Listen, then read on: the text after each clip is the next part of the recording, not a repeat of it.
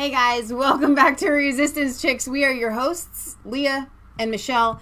Today is the 24th of August, 2018. Sorry we are a little late. Now, there is the age-old debate that I think that we should bring. We've never brought here to Resistance Chicks, and that is Apple versus Android. I'm here to tell you right now that Android has everything up on Apple.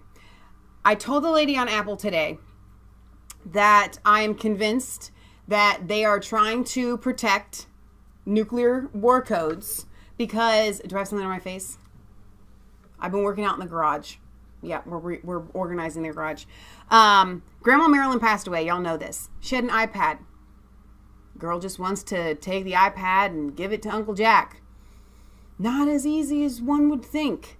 I am going to have to produce a death certificate and proof of executorship, which there's not one, and I'm jumping through all these hoops. And then the lady says, and even after you submit all of this documentation, this is after like 8 hours on the phone with these people at Apple, who are all very friendly, by the way. She said, and I have to tell you, as far as the time frame goes, you might be looking at 10 to 15 weeks. Weeks. So yeah, I want to show y'all something, just exactly how I feel about Apple right now. This is me. That's me. That's me. And that's how I feel about Apple right now. That's pretty much how I felt the past several days about Apple.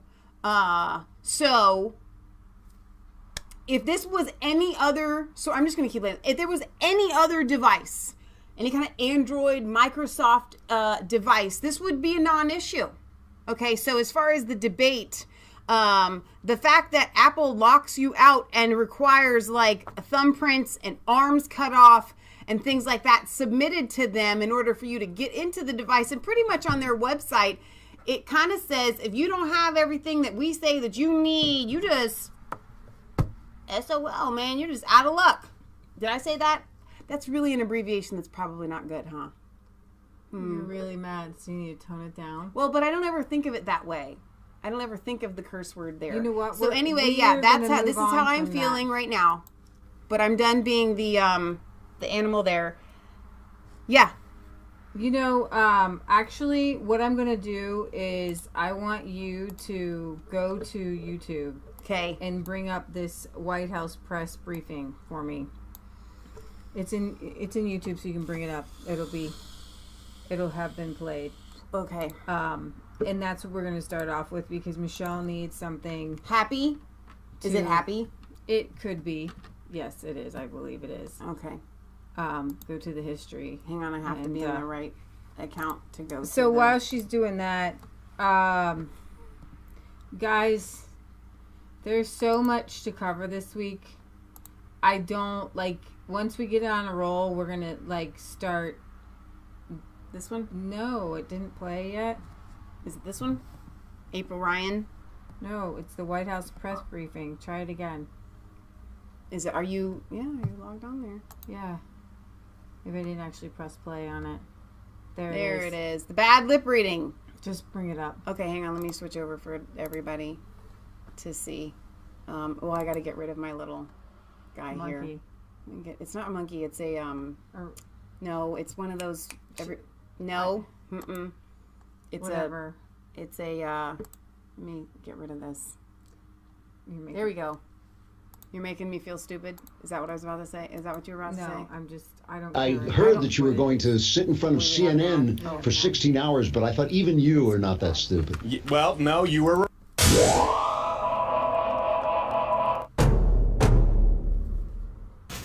Thank you to whoever put this together, by the way. I need a drink. Okay, idiots, are you ready? I just can't stand the faces of you people. Those dead, questioning eyes. You dummies don't matter. Greedo? What happens when I scratch a horseradish all over my face? Now, why would you do this? Well, definitely gonna scrape it somewhere. Yeah, you don't matter. Mangy? My beard itches pretty bad. Is this because of my bugs? You have literal bugs? Uh-huh. I think it's mainly bed bugs. Okay, you gotta go. Wait, is this about the bugs? Yeah, it is. Stank? Yeah, when is the Roswell And you really alien- thought I'd take your question? You suck. Hey, the way you talk to me, I mean, do you need to talk so evil? Do you need to look like a stuffed baked potato in that Walmart shirt? 'Cause you suck. Lanky. It's been a whole hour since Kristen sat on my whistle. I did not sit on it. Then where's my whistle? It's a really important issue, chomp. Yeah, what about guys like me, you know? Like, our eyes are really honest, but then our brain's got a violent virus. Could not care less. Creature? How can I tell if my Labrador is female? Easy. You suck. Let's see. Sasquatch Steven.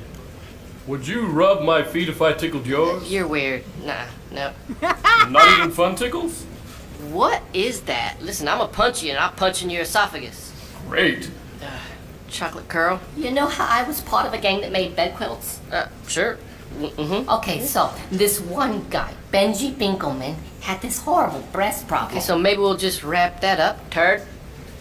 What I really need is a craft table, a magic wand, and someone to feed me pickles. Okay. Jeeves, Do you feel you prefer ice sheets or maybe like summer rain? or I could feed you to the polar bears. Alright. Jana? It's Gina. That's what I said. Jana. Gina. I'm sorry? Gina? Yeah, I don't know. Chachi? Stink leg? Bork? Varicose Ken? This jerk? Hey, I'm crazy about you. When can I see you? No, never sounds like a good day. Hey, I'm sensitive yet dangerous, and I make nachos. Okay, to be honest, I think that most people in the world will find you disappointing. Why are you saying this? Because you suck. Wait a minute. Roast beef for sale, marriages for the lemonade. It's all we will get. I'll bury you people. Every day I worry all day. I was My gosh, thank you, Jesus, for you all, whoever, and Jasper. Wow. Oh my gosh, that was really, Can we just really end the show now? Yes, and I needed that. Really, I don't want to go on definitely all this needed crazy that. stuff. Oh All right, my so gosh. new documentary talking about Can we watch that again? yeah, like over and over. New documentary talking about how even right now Google is spying in you. Do you In you. think They're that spying in do you. you think that Google really is free? Do you think that Facebook is free? We are the commodity, you guys. We are the commodity. It's like a bad movie. Like, we all know that search results are designed to lead us into a certain direction of thinking, right? When we typed in Hillary Clinton is a great president, when you typed, or would be a great president, during the election, it was all positive things, Right. nothing about the corruption, and all negative things about Donald Trump. So here's a intense look at that scary stuff. What if your whole life was taken over, analyzed, and exploited?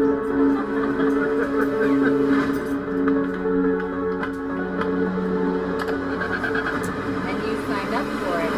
Welcome to the future. Welcome Google to and now. Facebook, they don't sell you anything. They sell you. These are all free services, but obviously they're not. Your interaction with them is governed so that it will generate revenue. You give Google a lot of information. You're searching for the most private stuff on Google, things that your wife might or your spouse might not want you to know about.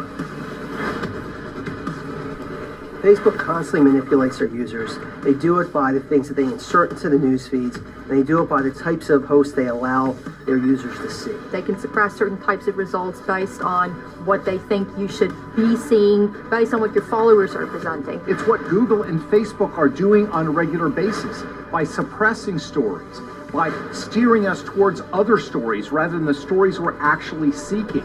That's the real manipulation that's... So when QAnon came out, right? You could type in, I'm going to finish that. But when Q was just Q, you could type in Q and on, right? Or QAnon. And so then you would get like the top Q places to get Q, right? Right. So, like, where you could go and, like, Q.pub and stuff like that. And but it's then, looking like you're getting the top articles that debunk. Who is Q? This conspiracy explained. Pro-Trump conspiracy theory. Conspiracy theory. Conspiracy theory.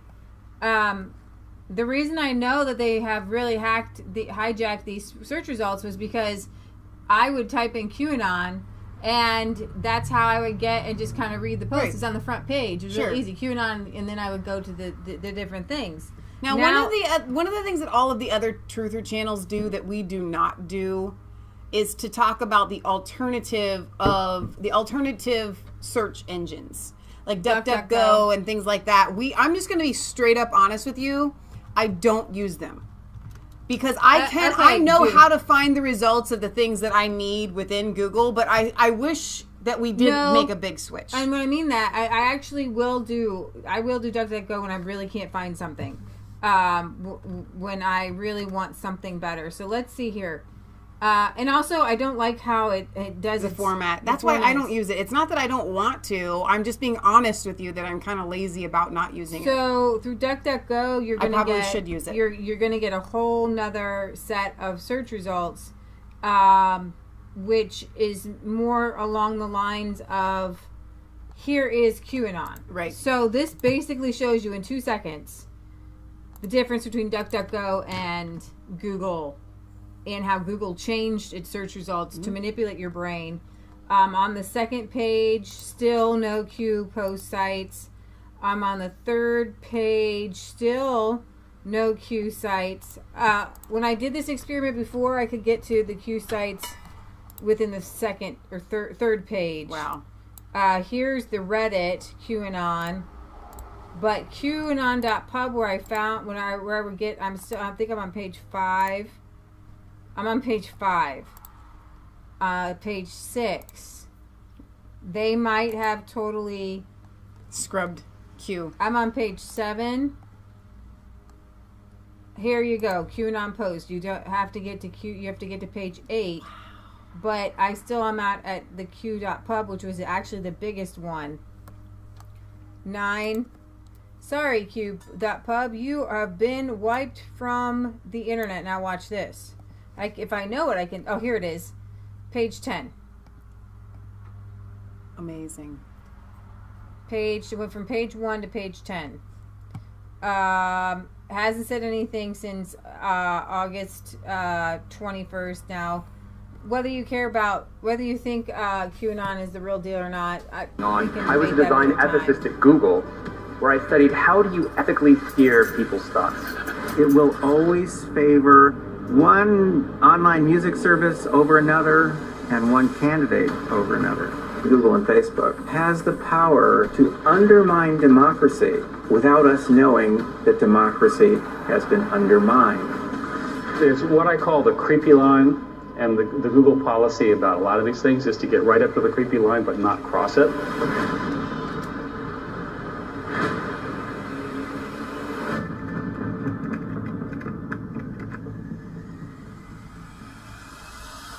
Google crosses the creepy line every day.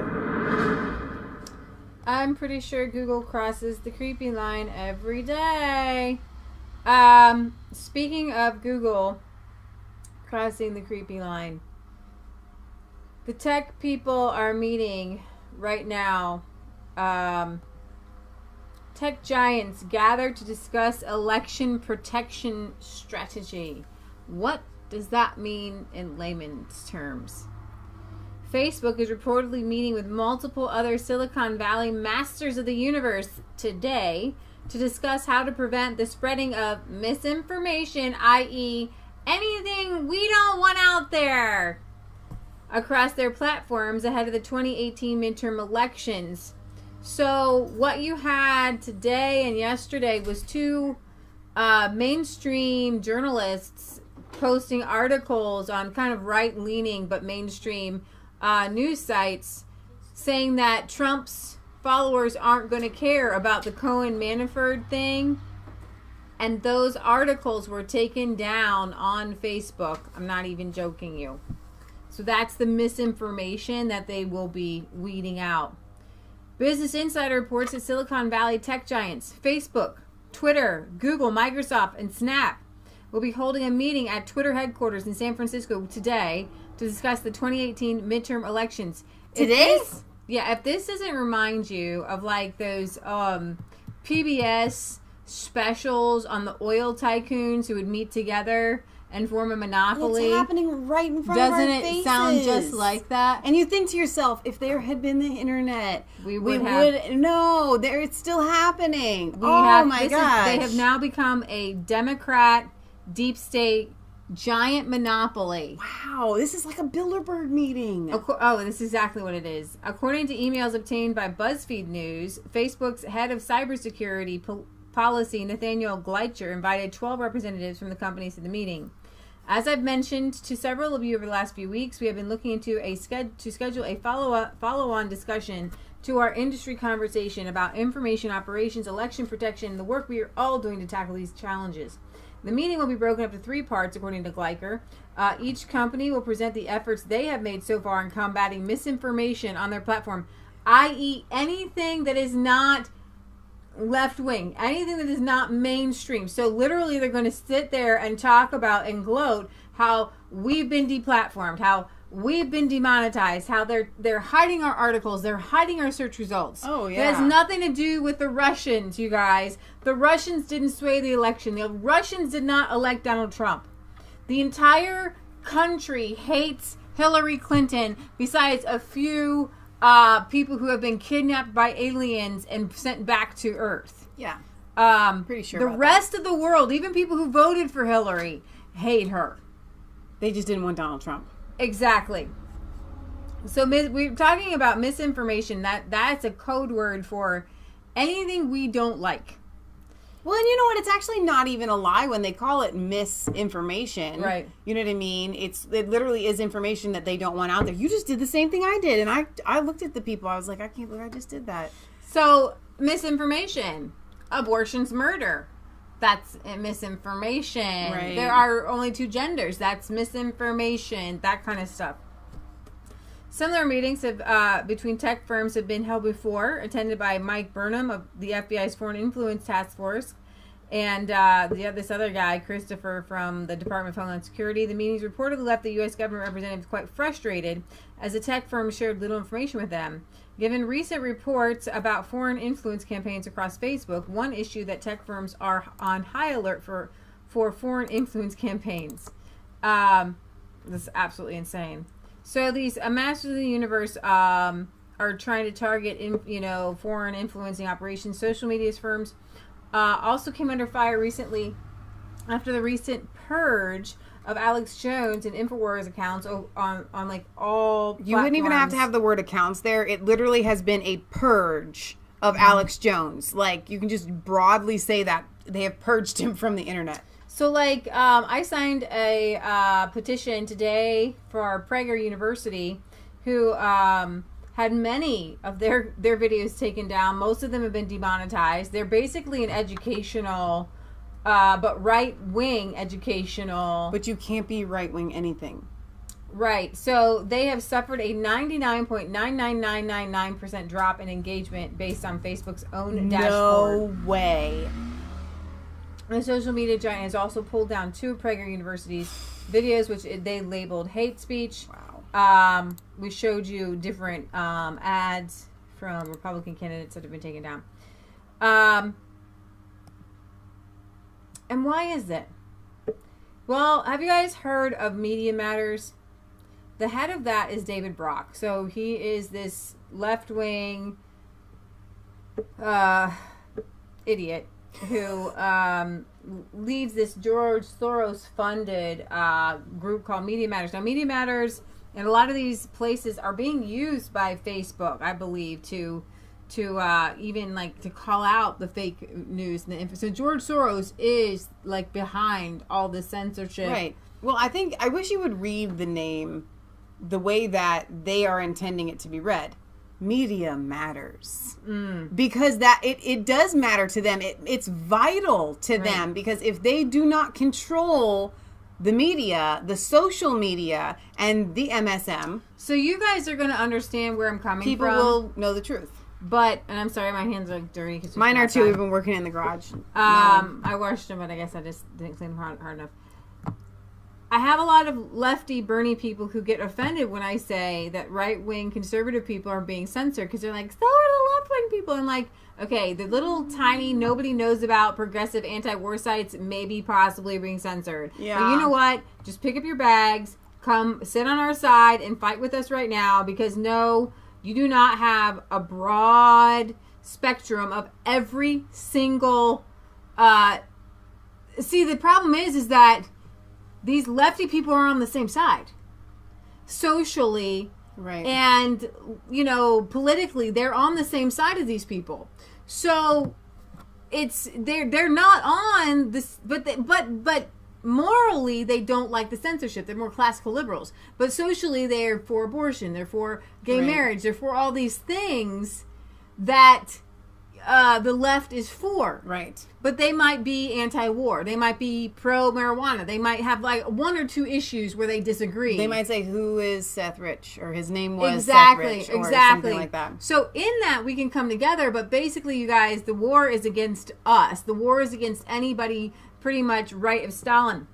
And the Washington Free Beacon obtained a 49-page memo from David Brock's Media Matters during a January donor retreat that outlines how George Soros-funded groups Media Matters, American Bridge, Citizens for Responsibility and Ethics in Washington, the Share Blue plan to undermine President Trump's agenda and help the Democrats win control of Congress and the White House by 2020.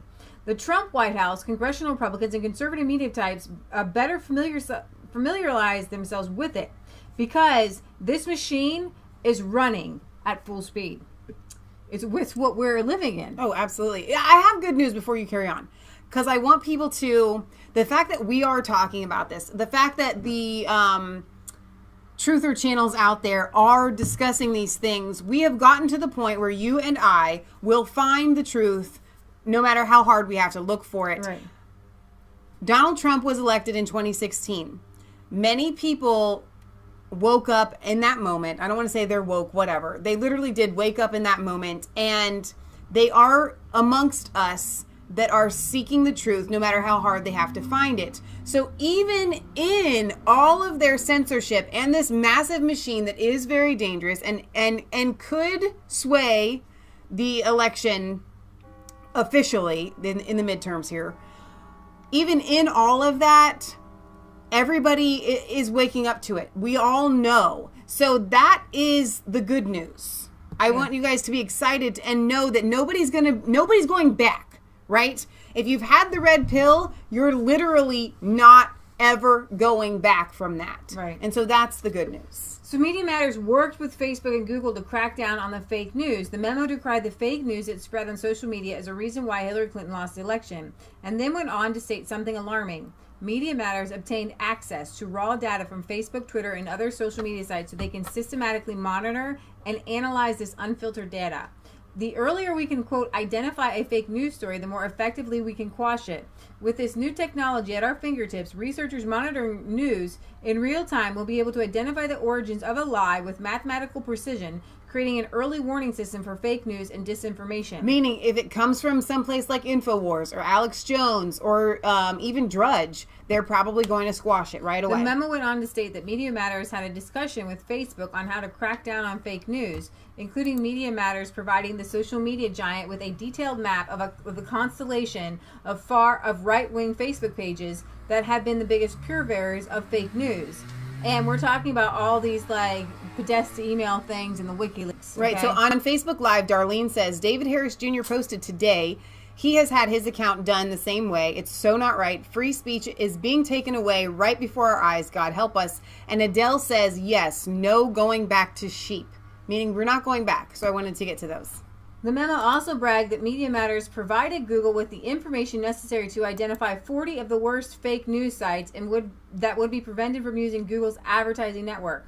The internet and social media platforms like Google and Facebook will no longer uncritically and without consequence host and enrich fake news sites. The memo chillingly reads. Number 2. Well, actually, I want to give you a visual. I want to think about this. What if InfoWars was in charge of Facebook and quashing fake news. Right. Imagine that. Imagine it. But you know what, guys?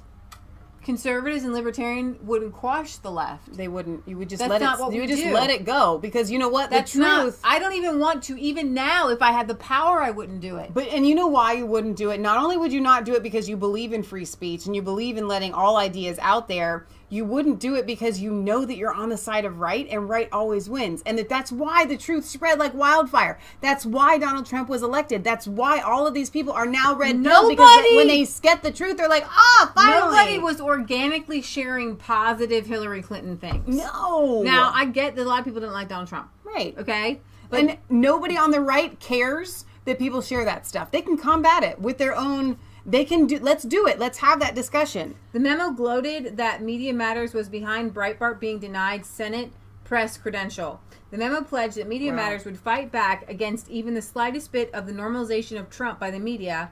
As an example, they highlighted their fight against Breitbart.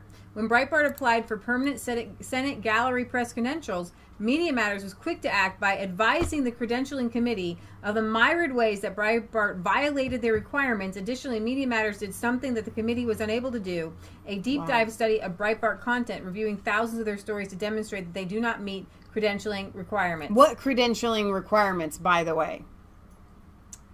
They're a legitimate news outlet. Yeah. The memo also bragged that Media Matters was able to prevent Rupert Murdoch from expanding his media empire from Fox News.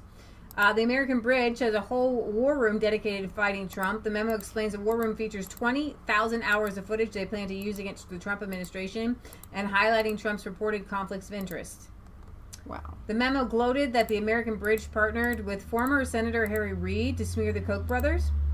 The crew aims to prevent the Trump administration from getting their agenda implemented by bogging them down with unfavorable media coverage and massive amounts of litigation.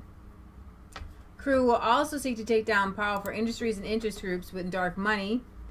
The memo championed pro-Hillary Clinton hashtags ignited by Share Blue, which is won't be erased. Here I am with her. Trump could say, just imagine Hillary, interrogate Trump. The memo also took pride in Share Blue's nauseating pro-Hillary headlines. I was one of the most ardent Hillary haters on the planet until I read her emails. Yeah, Hurl. Share Blue hopes their research will be used as a political weapon against Trump. So you can read that whole memo.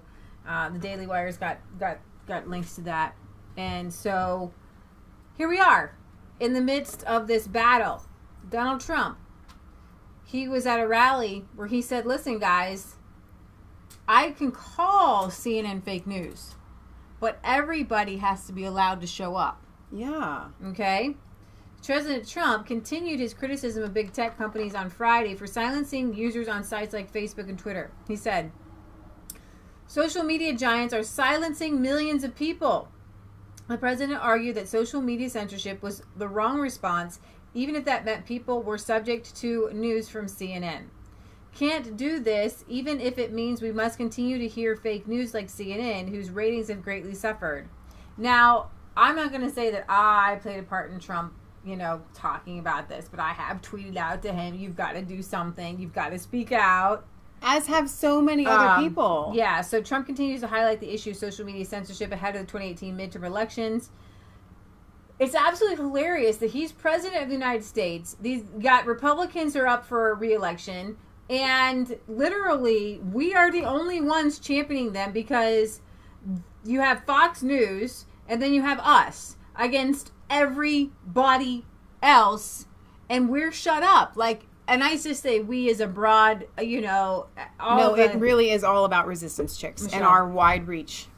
We, as in you and I, we're not allowed to share with our friends articles anymore. It doesn't show up in their feed. We reached 92,000 people on our Facebook page the other day. Facebook told me. Wow.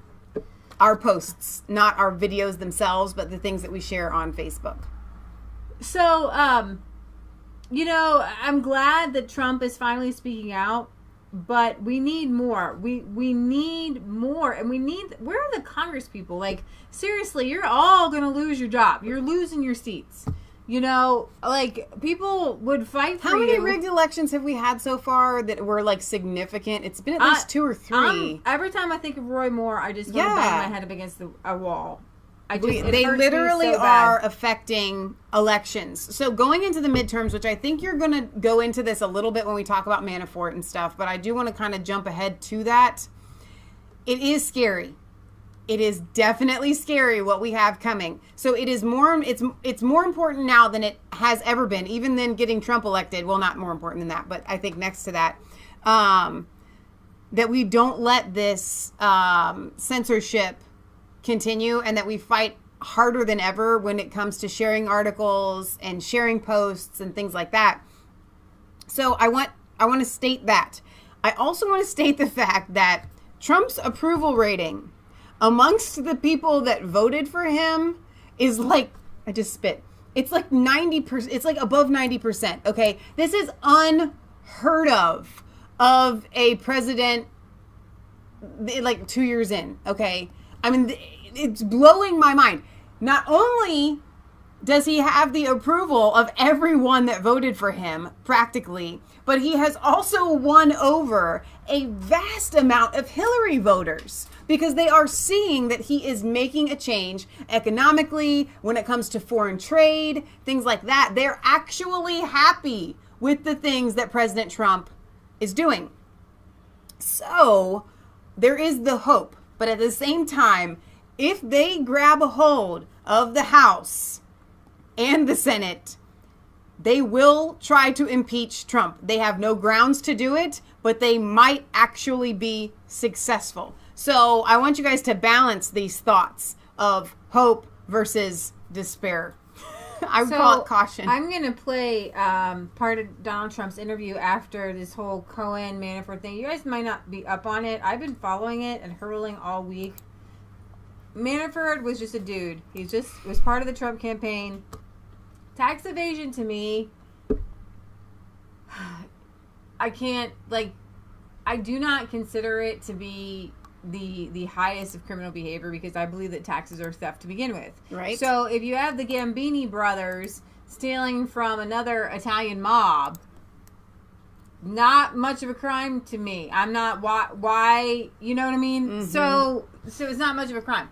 But Cohen pleaded guilty to a non-crime. That's what I keep hearing. He said, and it's all about campaign finance. And Trump said, pay off these chicks. And what they're trying to say is that Cohen was affecting the 2016 outcome of the election by stopping these porn stars from giving their story. So it was a campaign contribution. And he pleaded guilty to not filing that he had a campaign finance contribution. It's so ridiculous. It's absolutely insane. So I don't want you guys to think that Trump actually has something to worry about here, because he does it on that front. Like, there's no legal grounds here. Right. But what it does is they keep saying it. Like, they say it like it's a fact. Sal Alinsky thing. No, like, it's exactly what it is. If just keep saying a lie over and over again. It's like the Russia collusion story went nowhere. It is nothing. And I had this thought when I was mowing the lawn. I think the word pled is correct. It's Whatever. not pleaded. Pled. How many of you guys, we grew up with, like, randomly Y2K, like something was going to happen, right? Do you remember that? And then we had these random prophets that would always say, you know, the time to come, the time is coming, Jesus is coming back. And then they give like a date, right? And the sane world would roll their eyes and say, that's stupid. Right. But every time you turn on like CNN or MSNBC, they're prophesying things. Mm-hmm. They're saying, we got Trump. We know that there's Russian collusion. We know it. Right. But they're just like those stupid prophets saying, we know that Jesus is going to come back on this date, blah, blah, blah, blah, 1988. Still here, right? So it's like this Russian collusion thing. They know it's not real. They don't have some higher power telling them these things. That's what they're trying to tell us, that they have an in with some higher power, that they know something that we don't know. Right. And something is going to happen. Well, who is it now that said that? Is it Cohen that has said that he's got all this stuff on Trump? that he's gonna come out like. He doesn't have. He's not even saying that he's got stuff. What he's saying is that he's just trying to. Sorry, I'm pulling out things, pulling out all the stops. I'm on a pink screen. Now what do I do? Now what do I do? I need help. Yes, you do. But we were talking about this just yesterday about how his lawyer was was doing audio recordings, which why you would have a lawyer that does audio recordings of you, I don't know. Why you would have a lawyer that's a Clinton person, again, I don't know. I told Lee, I said, that's Trump's own fault, to be perfectly honest. I mean, he chose to be friends with the Clintons. He chose to use a Clintonite, as I would call it, as his lawyer, and now it may turn out to bite him in the rear. I am going to... Okay, so this Michael Cohen guy, his lawyer is a Clinton lawyer. His lawyer, the lawyer's lawyer, is a Clinton lawyer. And he came out and said that they had proof that Donald Trump knew about this whole meeting between Donald Jr., right?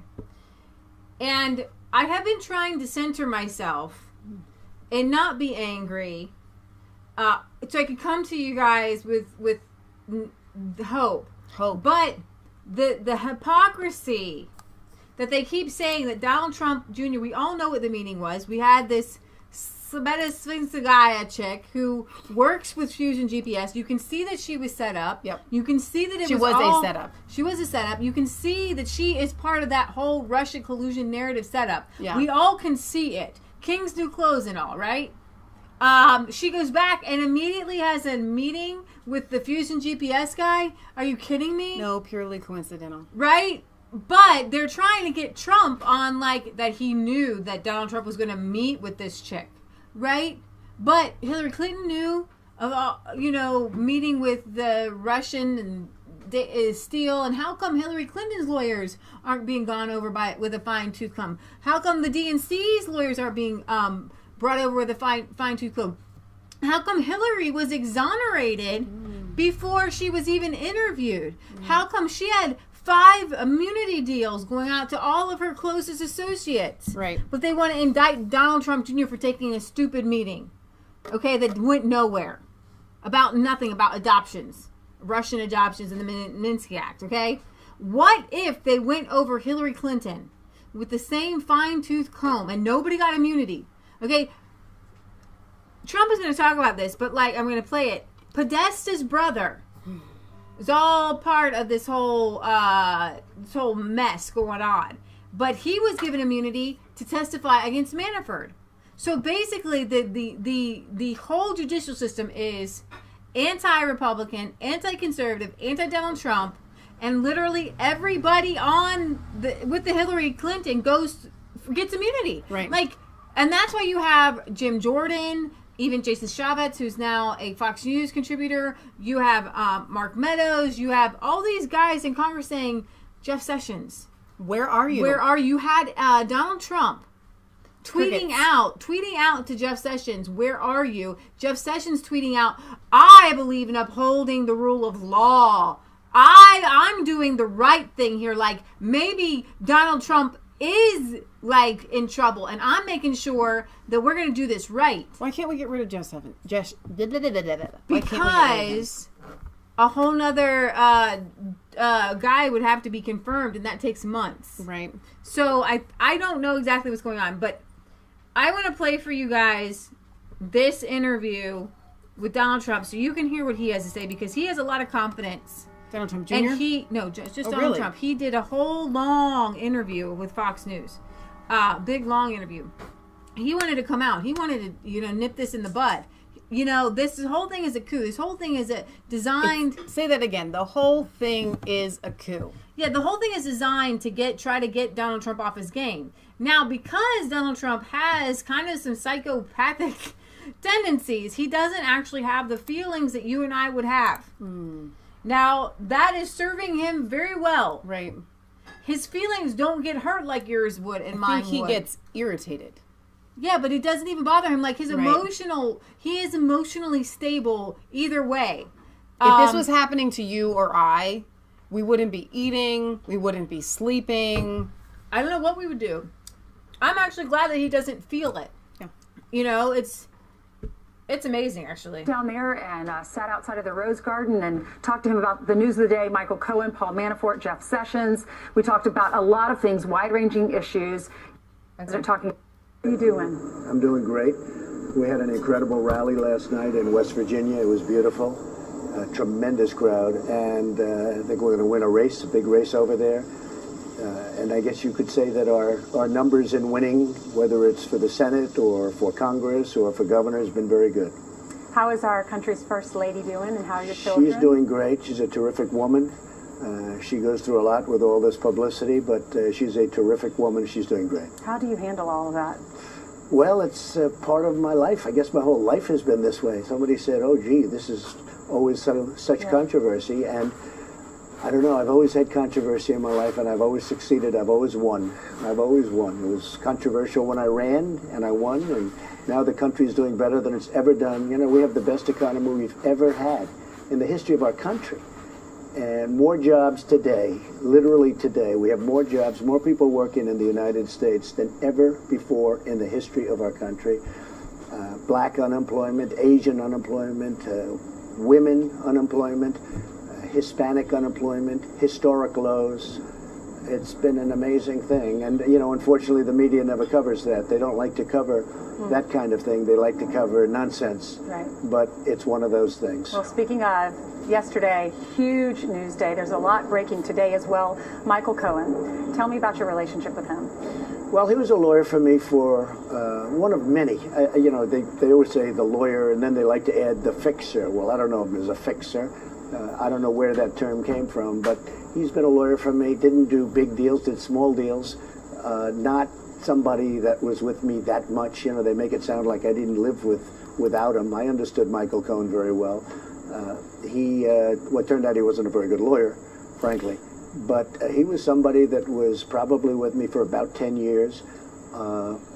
And I would see him sometimes, but when I had deals and big deals, I had outside lawyers, and I have a lot of inside lawyers too, in addition to Michael. I always found him to be a nice guy. He said one story, said you didn't know anything about the payments. No. And now he's saying that you directed him to make these payments. Did you direct him to make these payments? He made the deal. He made the deals. And by the way, he pled to 2 counts that aren't a crime, which nobody understands. I watched a number of shows. Sometimes you get some pretty good information by watching shows. Those 2 counts aren't even a crime. They weren't campaign finance. Did you know about the payments?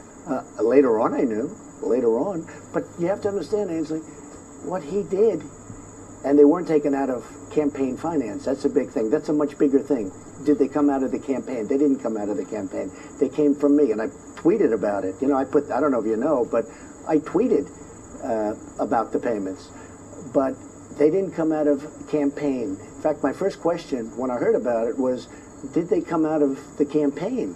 Because that could be a little dicey, and they didn't come out of the campaign, and that's big. But they weren't. It's not even a campaign violation. If you look at President Obama, he had a massive campaign violation, but he had a different attorney general, and they viewed it a lot differently. You know, we have somebody that they seem to like to go after a lot of Republicans. But he settled his very easily. In fact, I put that out. Remember, all this that's happening under Mueller is actually happening under Jeff Sessions.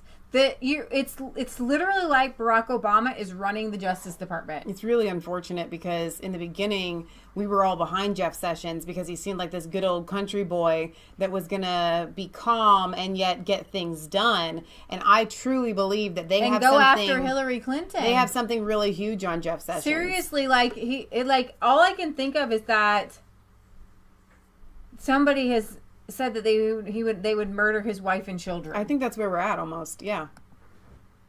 Fairly recently.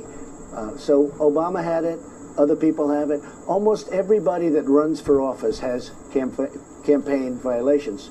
But what Michael Cohen pled to weren't even campaign related. They weren't crimes. Why is he doing this? Because He was your attorney. Because he made a great deal. Because he was in another business totally unrelated to me. He had some sort of weird taxi cab business, and he did do things illegal, so he's pleading down. where I guess there was fraud involved and really afraid loans of and prison. taxi cabs and all sorts of things. Nothing to do with me because he had an outside business. He worked for me. You could really say it was more or less part-time. He had other businesses. He had other clients. I'm not his only client. And Michael Cohen had, I guess, a taxi business, and somebody reported him for some things in his taxi business, and that's how this started. And they put the 2 counts of campaign violations in there, but a lot of lawyers on television, and also lawyers that I have, say that they're not even crimes. If you're saying the payments, if they're not illegal, then why would he use that information for a plea deal? Because he makes a better deal when he uses me, like everybody else. And one of the reasons I respect Paul Manafort so much is he went through that trial. You know, they make up stories. People make up stories. This whole thing about flipping, they call it. I know all about flipping. For 30, 40 years, I've been watching flippers. Everything's wonderful, and then they get 10 years in jail, and they flip on whoever the next highest one is, or as high as you can go. It almost ought to be outlawed. It's not fair, because if somebody's going to spend 5 years like Michael Cohen, or 10 years, or 15 years in jail because of a taxi cab industry, because he defrauded some bank, the last 2 were the tiny ones. You know, campaign violations are considered not a big deal, frankly. But if somebody defrauded a bank and he's going to get 10 years in jail or 20 years in jail, but if you can say something bad about Donald Trump and you'll go down to 2 years or 3 years, which is the deal he made. Matt, what's burning? In all fairness to him, most people are going to do that. And I've seen it many times. I've had many friends involved in this stuff. It's called flipping, and it almost ought to be illegal. You get 10 years in jail, but if you say bad things about somebody, in other words, make up stories, if you don't know, make up stories. They just make up lies. Alan Dershowitz said, compose, right? They make up lies. I've seen it many times. They make up things, and now they go from 10 years to they're a national hero. They have a statue erected in their honor. It's not a fair thing, but that's why he did it. He made a very good deal. I mean, for what he did. But I'll tell you that somebody made a better deal. AWOL, the IT guy for Schultz, Congresswoman Schultz. He had all the information on Democrats. Okay, guys, this is another thing that, like, seriously, if I had high blood pressure, I would be in the hospital right now. Because you got Cohen and Manafort on tax things, and AWOL, the AWOL brothers, literally, like, getting off scot-free for it. They had so much on them, but because they were Muslims, and the Muslims get, like, freedom to do anything, get out of jail free cards. That's what they got. And I'm sorry, I can't because I will lose my temper. He had all the information on everybody. He went to jail holding the hands of the Justice Department and the FBI. They sat there together. They were smiling and laughing. And he got nothing. He was smiling and laughing. And he had more information on corruption of the Democrats than anybody. And they don't even have his computers and his servers. They just gave him everything on Cohen, everything on Manafort, but this radical Islamic terrorist, nothing. They're best friends with. Double standard? Double standard? I mean, he was worse than anybody, in my opinion. He got nothing. He's a Democrat. He got nothing. The reason he got nothing is this was under Jeff Dems Sessions, and he totally are very was not strong in the recruited Justice Department. I put an attorney general that never took control of the Justice Department, Jeff Sessions. Never took control of the Justice Department, and it's a sort of an incredible thing. We have this country going so well. Mike Pompeo is doing incredibly. All of my people, they're doing incredibly. But the whole thing with going on with Justice and FBI, when you see Strzok and his lover Lisa Page, when you see Comey with all the lies that he's told, when you see Mueller with the conflicts, he's so conflicted. Comey's his best friend. He had a really nasty business transaction with me, which he never reported. I've been talking about he never reports it.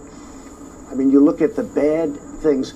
He wanted the FBI job that Christopher Wray had. Now, Christopher Wray was recommended by Rosenstein. The FBI, I'll tell you what, if you took a poll in the FBI, I guarantee you one thing, I'd do very well. Are you considering pardoning Paul Manafort? I have great respect for what he's done in terms of what he's gone through. You know, he worked for Ronald Reagan for years. He worked for Bob Dole. He worked, I guess his firm worked for McCain. He worked for many, many people, many, many years. And I would say what he did, some of the charges they threw against him, every consultant, every lobbyist in Washington probably does. If you look at Hillary Clinton's person, you take a look at the people that worked for Hillary Clinton. I mean, look at the crimes that Clinton did with the emails, and she deletes 33,000 emails after she gets a subpoena from Congress. And this Justice Department does nothing about it. And all of the other crimes that they've done. And they don't. Look at Podesta. Podesta was supposed to be Manafort on steroids. They made him close up his firm. He was going to be indicted the next day, we heard. Never happened. Instead, they would go after Manafort. So, look, I didn't know Manafort well. He wasn't with the campaign long. They got him on things totally unrelated to the campaign. And by the way, they got Cohen on totally unrelated to the campaign. I'm not involved. I wasn't charged with anything. You know, people don't like to say that, but I wasn't charged.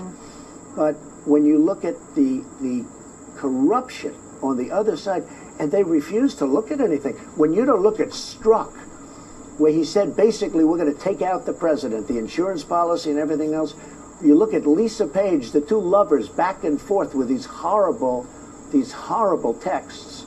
You look at the kind of talk going on about, it's really subversion. And our Justice Department doesn't do anything about it. People would say, oh, but you appointed Jeff Sessions. I said, I did. But I really feel as long as this is going out, I don't have to do this, but I will stay uninvolved, and maybe that's the best thing to do. Mr. President, a lot of people are frustrated. A lot of your supporters are frustrated with the DOJ, with Jeff Sessions. There are rumors that you're going to fire him after the midterms and Rosenstein. They also want these documents. They're wondering if you will use your power to get these documents released. At the right time, I think I'm going to have to do the documents. I didn't want to, but I think I'm going to have to. There's such corruption. Before I got here, it's from before I got here. It's the Obama administration. And you look at what happened. They surveilled my campaign. It's very simple. The Pfizer report, the phony fake. Rosenstein signed the last Pfizer report. It bothers me. It's always bothered me. Will you fire him? Will you fire Sessions? Well, I'll tell you what. As I've said, I wanted to stay uninvolved. But when everybody sees what's going on in the Justice Department, I always put justice now with quotes. It's a very, very sad day. Jeff Sessions recused himself, which he shouldn't have done, or he should have told me. Even my enemies say that Jeff Sessions should have told you that he was going to recuse himself, and then you wouldn't have put him in. He took the job, and then he said, I'm going to recuse myself. I said, what kind of a man is this? And by the way, he was on the campaign. You know, the only reason I gave him the job, because I felt loyalty. He was an original supporter. He was on the campaign. He knows there was no collusion. And what's come out of Manafort? No collusion. What's come out of Michael Cohen? No collusion. This is stuff that they got. How about with Michael Cohen, in all fairness to him, they raid his office at 6 o'clock in the morning? And how about with Manafort? They raid his home at like 5 in the morning, I think on a weekend, and his wife is in bed, and they go in with guns? Wow. You needed to watch the whole thing. I'm speechless right now. He pretty much laid down like everything. Like in 12 minutes, he laid out everything. Right. And if anything, what this shows is that all of Washington is corrupt. You know, and I do know that when it came to the Wiener laptop, emails and everything like that, the reason Comey had to come out, what he did was he did a controlled burn on Hillary Clinton. Okay? Because this is what Alex Jones was saying, and it actually is true. Okay? That the rank and file were going to go public. Right. So Comey did a controlled burn and a controlled fire. Right. And said, we're opening an investigation, but then we're going to close it. Okay? And there is an article here, and I'm not sure which one it is, that says that they did not go through all of the emails on the Wiener laptop, meaning that there's a lot more in like pretty much all of Hillary's emails are probably on that laptop. Where is the laptop? And more charges should probably have been brought up against Hillary Clinton. But I'm not seeing my article here, but Comey said that he felt the weight of an election and that Hillary Clinton was probably going to be president in the next 2 weeks.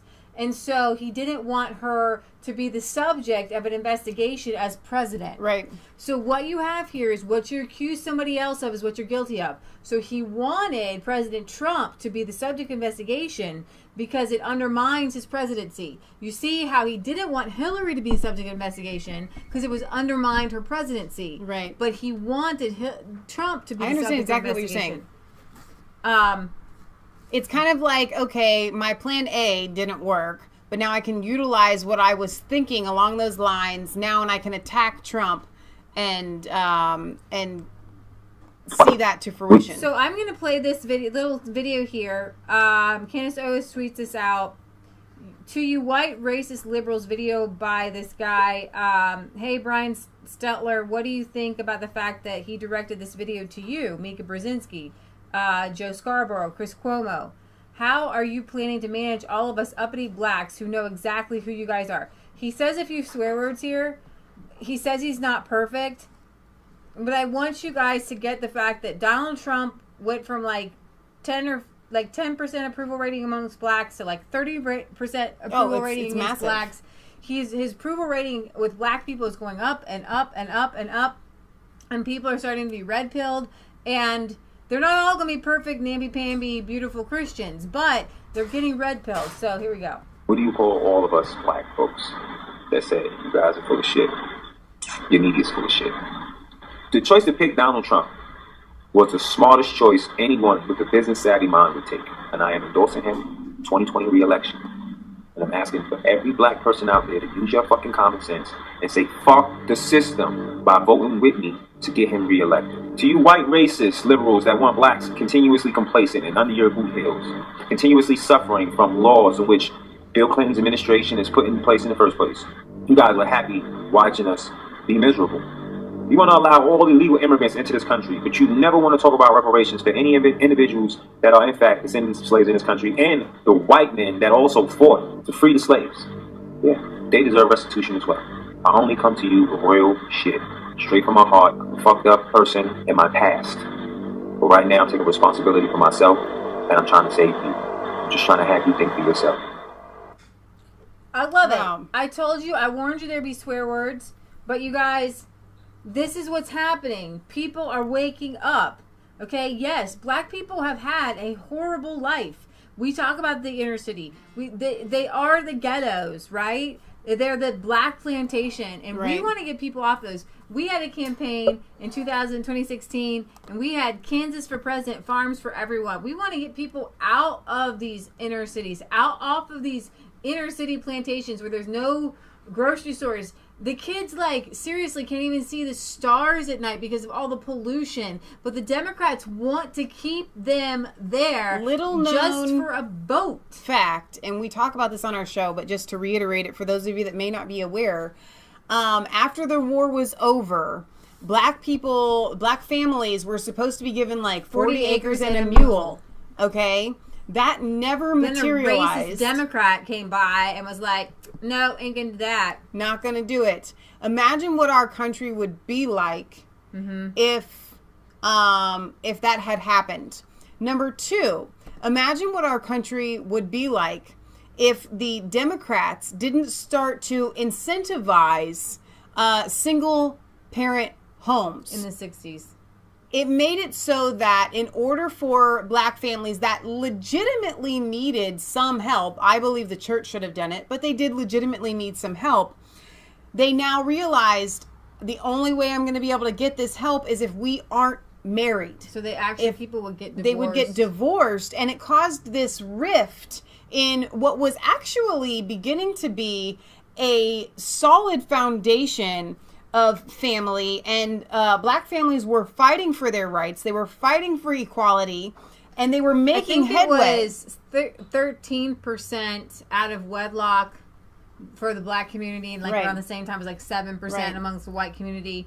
Now it's like 80% out of wedlock, because when you incentivize people Exactly. monetarily, Right. that's what happens. You can't continue to incentivize single parenthood Right. and having children out of wedlock and then just think that automatically black people are going to want to stay together. White people wouldn't either.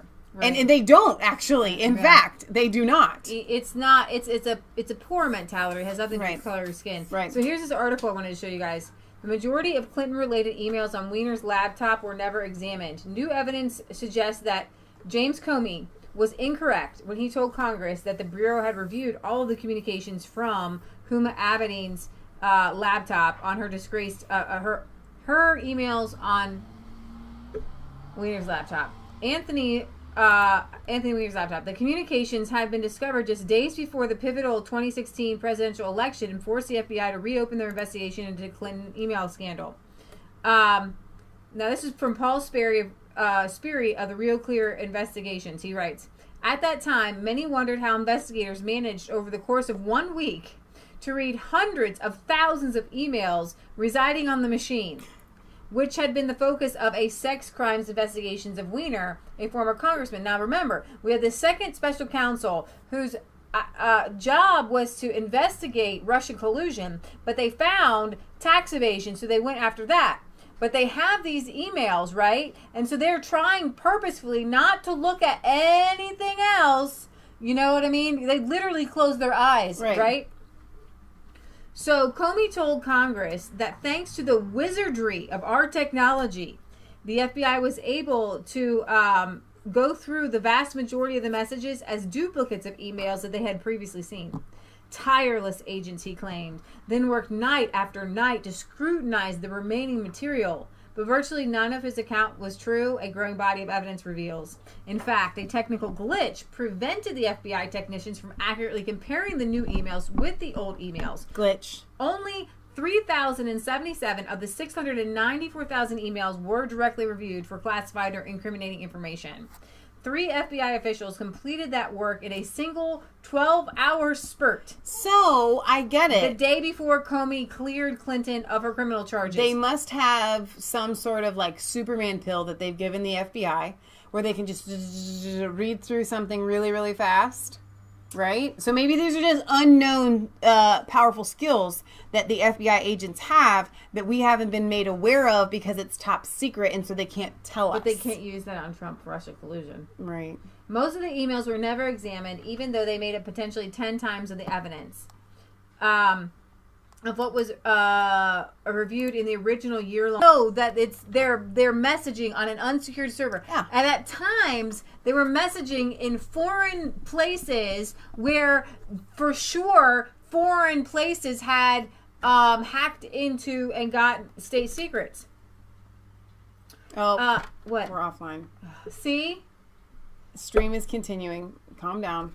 Contradicting Comey's testimony, this included highly sensitive information dealing with Israel and the U.S. designated terror group, what? Hamas. The former Secretary of State, however, was never confronted with the sensitive new information. It was never analyzed for damage to national security. Even though the unique classified material was improperly stored and transmitted on an unsecured device, the FBI did not refer the matter to the U.S. intelligence agencies to determine if the national security had been compromised as required under the federally mandated damage assessment directive. The newly discovered classified material was never previously sent out to the relevant original classification authorities for security review. Other key parts of the investigation remained open when the embattled director announced to Congress he was buttoning up the case ahead of the election. So we have this long-running thing with Trump. It's never over. It's never over. But he's like, even though they're still investigating her, we're done. Just vote for Hillary. It'll be okay. One career FBI special agents involved in the case complained to New York colleagues that officials in Washington tried to bury the new trove of evidence, which he believed contained the full archive of the Clinton emails. Where did her 33,000 emails go? He thinks they're on Weiner's laptop. Wow. Including the... So Real Clear Investigations pieced together the FBI's handling of the massive new email discovery from the Weiner laptop. This months-long investigation included a review of federal court records and affidavits, cell phone text messages, and emails sent by key FBI personnel, along with internal Bureau memos, reviews, and meeting notes documented in government reports. Information also was gleaned through the interviews with FBI agents and supervisors, prosecutors, and if the FBI soft-pedaled the original investigation of Clinton emails, as some critics have said, it out and out suppressed the follow-up probe related to the laptop. There was no real investigation and no real search at all. It was all for show, eyewash, to make it look like there was an investigation before the election. Exactly. And what's so interesting, and this just sounds silly to even say out loud, but it's true, there was nothing with the Russia collusion. So they spend 2 years combing through it as if there is something. Then there is an elephant right in front of them, and they close the books and they don't do any investigating at all, when just a minor amount of investigation would uncover the fact that Hillary Clinton needs to be in jail, and they close that book right away. So what we're looking at here, like she had said, that interviewer that was interviewing Donald Trump says it's a double standard, and he laughed. Like, it's not just a double standard, okay? We have criminal activity happening here. Okay, this isn't a double standard where the FBI kind of treats these people okay and these people not okay. The FBI is part of it. They are criminals. Right. A double standard can happen, like the teacher treats one student this way and another student this way. When There's the a double teacher's standard. in on it. Exactly. This is criminal behavior happening. Right? When the teacher's handing out marijuana to the kids, yes. right? That's exactly what we have going on. Although here. the FBI's New York office first pointed headquarters to the large new volume of evidence on September 28, 2016, supervising agent Peter Strzok, who was fired by Donald Trump, did not try to obtain a warrant to search the cache of emails until a month later on October 30th. Violating department policy, he edited the warranted affidavit on his home email account, bypassing the FBI system for recording such government business. He also began drafting a second exoneration statement before conducting the search. So how is he not... I mean, he still is under investigation, right? We have heard that he's still under investigation, but, like, seriously, if he was under... If it was solid, awesome Republicans or just even anybody with a sense of justice were reviewing this, you would see that this is criminal. Like, we have two eyes. This isn't a joke anymore. The search warrant was so limited in scope.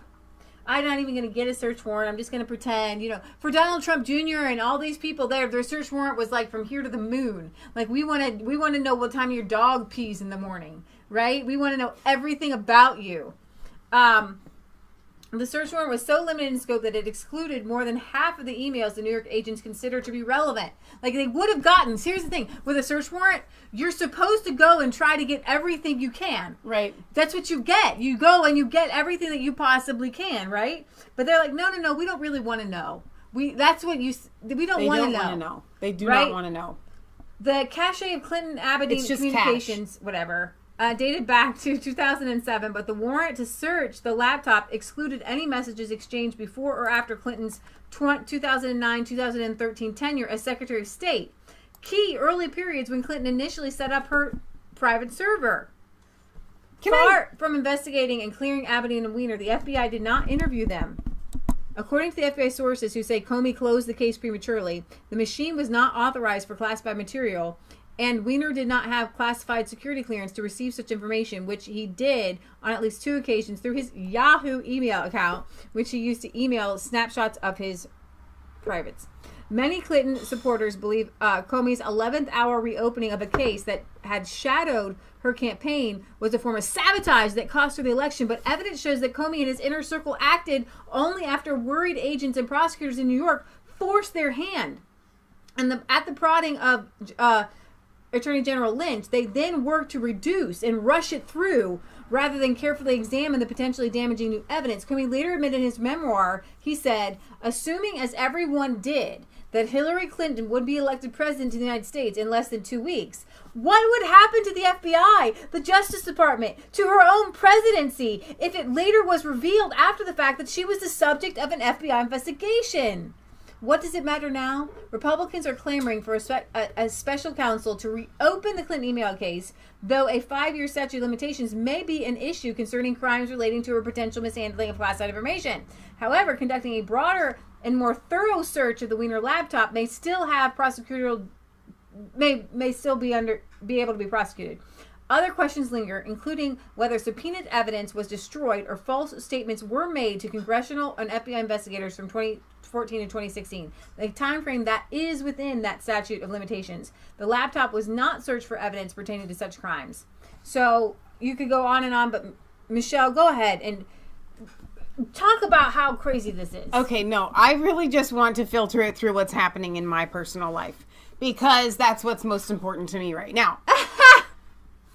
I'm dealing with this Apple lady on the phone, right? And so my case has been advanced to someone higher tech, because this is a big deal. And because I'm not the executor of Grandma Marilyn's estate, she then tells me she's not really supposed to be talking to me, right? Oh my gosh. Really? So I need to involve the executor, and I'm not going to get into all that, but that's not a problem. That's really not a problem, except for there's no executor in this case because it all goes to Skippy. But she said I need to, so she CC'd me, or she was going to me and the person that I thought was the executor of Grandma Marilyn's estate. So then I email her back and I say, there is no executor, so this isn't going to work. What can we do? Instead of emailing me back, she calls me because she says to me, Apple doesn't exactly allow me, they limit what I can do now that I know that you're not the legal representative. So I'm calling you so that we can talk about this pretty much. I hope they don't come and watch my video.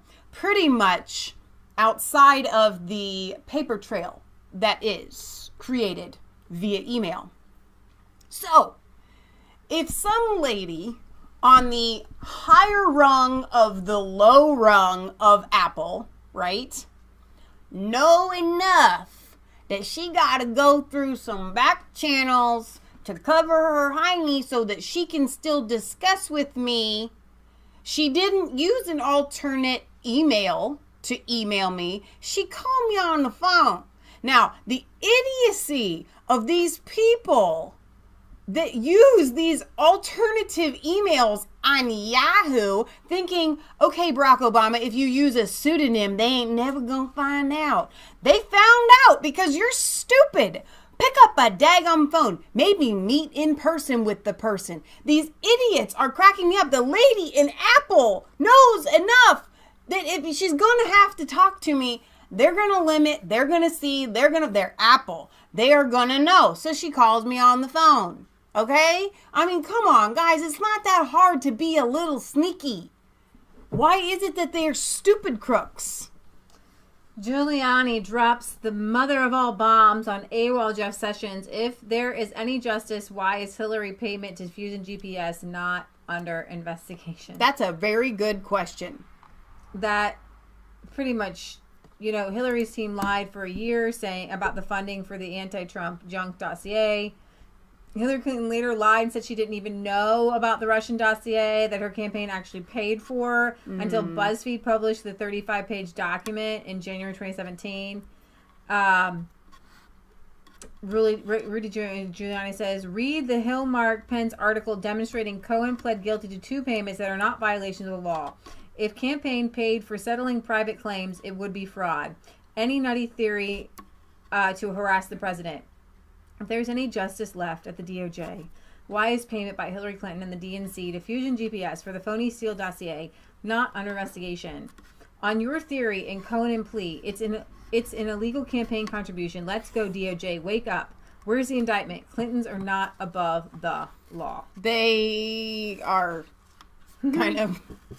They shouldn't be. Let's say it that way. So you've got a representative, this crazy guy. There's a few crazy guys. Remember that the congressmen can be way crazier than senators. It's hilarious. Trump doesn't need to commit a crime to be impeached. This is Democracy Now!, democracynow.org, the War and Peace. A number of key Democratic senators. 6 days away from the midterms. Hard to believe. I wonder what time that frame that is. I was going to play. Actually, I haven't watched it yet. He said the president could be impeached without having committed a crime. He said this is a very sad time in the history of our country. This is not something that I enjoy talking about, nor is it something that I would like to do. But I think it's become increasingly clear that the president will have two options. One, he can resign from office, or two, he can face impeachment. Blah, blah, blah, blah, blah, blah, blah, blah, blah. You're just crazy. You're just cray, man. All right, so Donald Trump, after seeing this bit by Tucker Carlson, instructed Mike Pompeo to look into the murders of the white farmers, the land seizures, and the land seizures. This finally is huge. I don't think we're giving this enough pomp and ceremony. Like da da da da. I mean, how many times have we talked about South Africa? Have we showed Lauren Southern's documentary and things like that? The plight of the white South African is one of the biggest of our time. And the president of America, the leader of the free world, should be putting this on the top priority. Because, and I didn't mean to interrupt you. No, go ahead. I was listening to a guy on Alex Jones today, and I think history is not well served, because in the area that is South Africa, it wasn't well populated, right? And the Amish and the Boers are very similar. The Amish, I believe, are from Switzerland, and the Boers are from the Netherlands. And they both were farmers, and they both wanted to live kind of separatist type people. The Amish are still very separatist. They have their own language. Right. They're separatists. If they were a different color, we would say that they were racist. Yeah. You know, racist separatists. So the Boers were separatists as well. And they wanted to start a new life, just like, you know, the Amish came to America, and they went down to the very tip of Africa. Right. And through irrigation and things like that, they created these great farms. Now, where did the farms come from? Well, for a lot of the area, it was uninhabited. Mm-hmm. And they also made treaties. Now, the caveat is where you have the British colonial people seeing that the white settlers are doing a good job. Yeah. So they go down and they kind of do make a mess of things, right? And they and it is kind of yucky what they do and how they treat things and how their apartheid kind of begins then. But that doesn't negate the fact that the original Boers, right of conquest, right? There was no land, there was nobody on the land, so they took the land. Like, seriously, why is it that if you're white, you can't take land in Africa, but if you're black, Asian, or Hispanic, you can take land anywhere? Right. You can buy land anywhere in the world. But if you're white, you can't. And that's number one.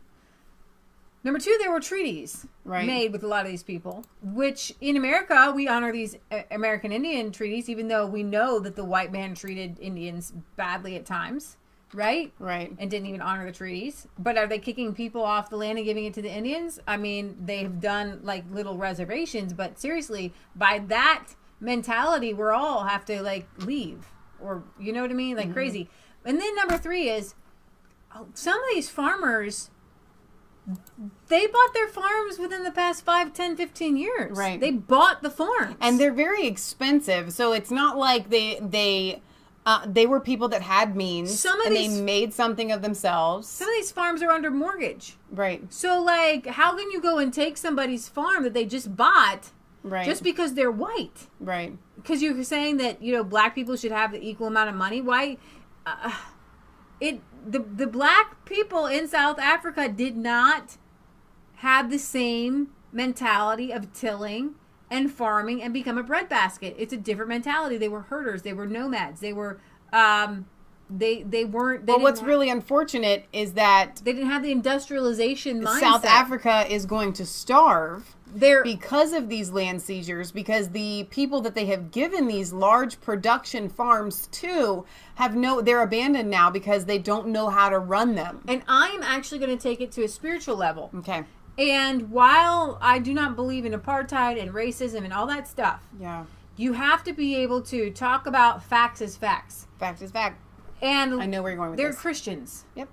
And they relied on God to show them how to irrigate, like in Israel, right? Totally vast desert type area. And they became a breadbasket. Israel became a breadbasket because I believe that they relied on God to give them knowledge on how to irrigate. So South Africa irrigates, and they have become a breadbasket through irrigation. And they were a net exporter of food. Right. Now they're a net importer of food because the farms are shutting down. People are trying to. There's like 15,000 farms up for sale right now. Okay, we've got 15,000 South Africans waiting to try to think, well, maybe I'm just going to go to Russia because it's a good farmland there. Right. It's all based on the color of one's skin. Yeah. And so I want to go over here to Tucker Carlson. The government has begun seizing the property of some of its citizens based on their skin color. Does our government care? No. They applaud it. The State Department just sent us an unbelievable statement, and we will share that with you next. And it's going to make you mad. It should make you mad.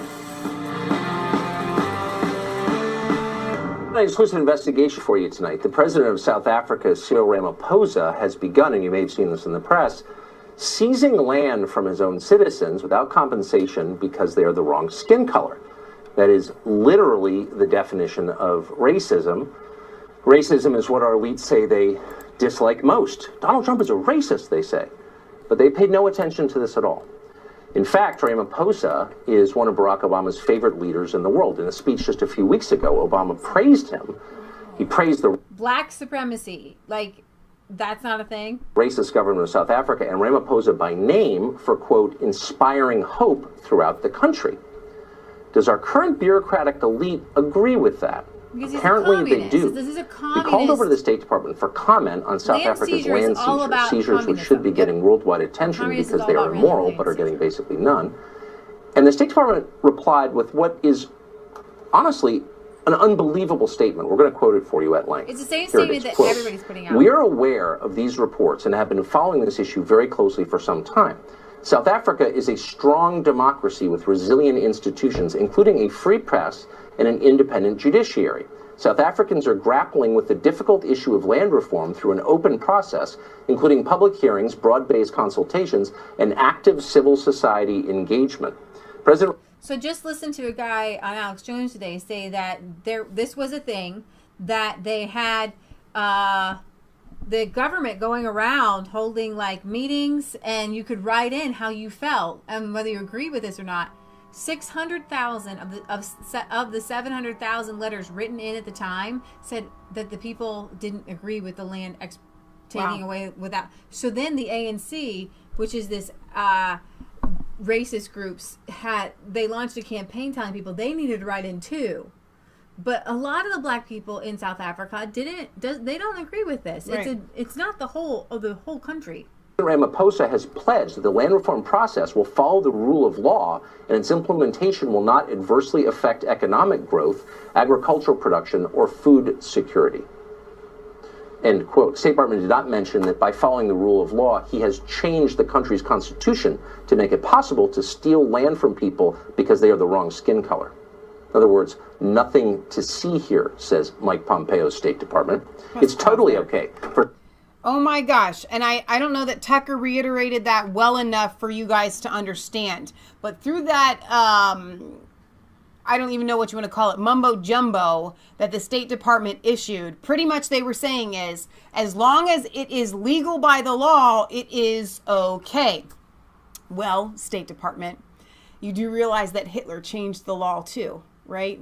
You can change the law to make it so that you can do anything.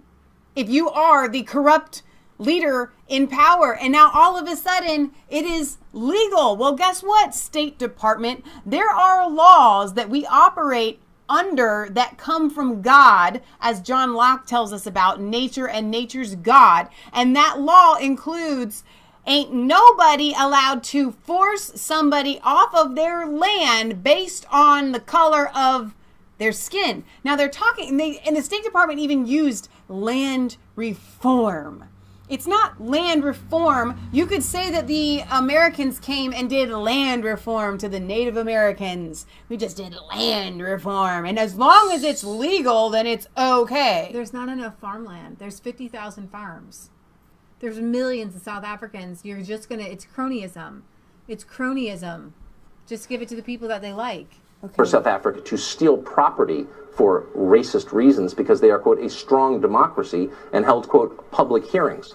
Criminals, take note, find a buddy, start robbing State Department employees on their way to work. By their logic, as long as you outnumber them, they'll be okay with getting robbed because it's democracy. Marion Tupy is from South Africa. He spent a lot of time studying that country and the region. He now works at the Center for Global Liberty and Prosperity at the Cato Institute. We talked to him about this recently. Here's our conversation. I thought the whole point of the new South Africa, and the reason the rest of us were excited to see it in 1994 take shape, is because it rejected racial discrimination. And yet the government is now embracing it, or am I missing something?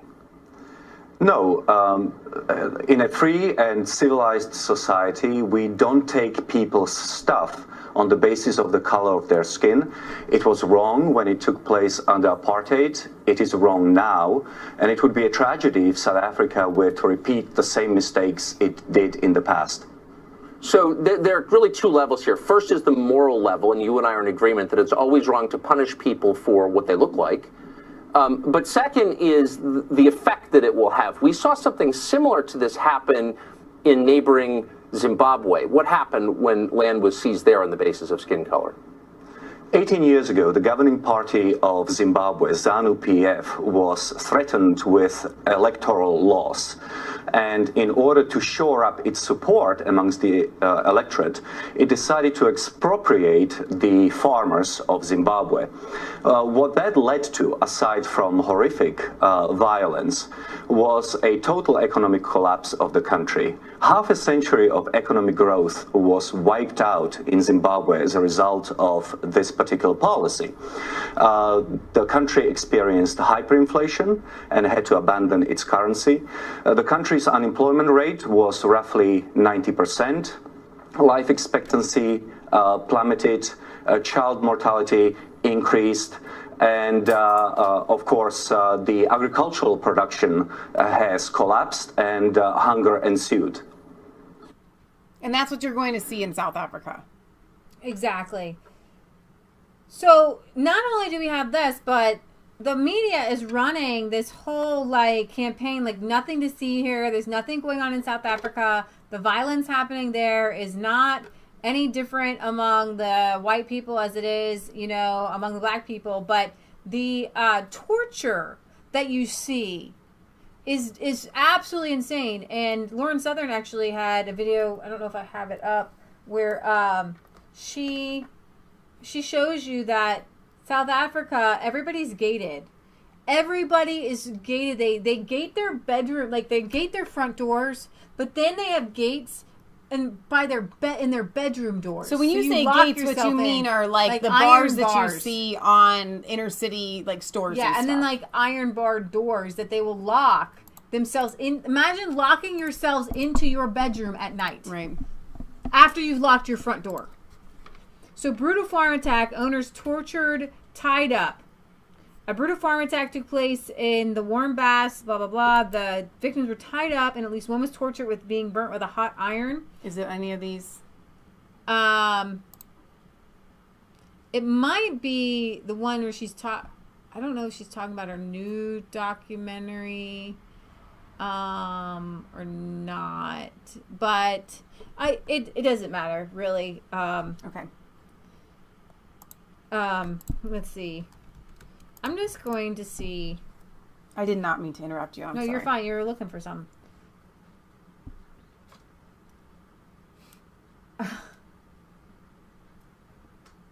This is Donald Trump. I've asked Secretary of State Pompeo to closely study the South Africa land and farm seizures and expropriations and the large-scale killing of farmers. South African government is now seizing land from white farmers. And I love that Donald Trump put at Tucker Carlson in that tweet, by the way. I love that Donald Trump watches Tucker because Tucker gets it right almost all the time. So then you have the leader, the South African leader behind the land theft actually slams Donald Trump. His name is Malema, who leads the Economic Freedom Fighters, the EFF, a Marxist political movement. When you say Marxist, they're very violent, very violent, right? Aiming to eventually control the South African government. And he says that we want to send a strong message to the USA authorities, just like we did to the Australian authorities, stay out of South Africa's domestic affairs. Pause right there, because earlier when Tucker was interviewing that other guy, he said something about them being a democracy. Well, I want to tell you the beauty of why America is not a democracy and we are a republic.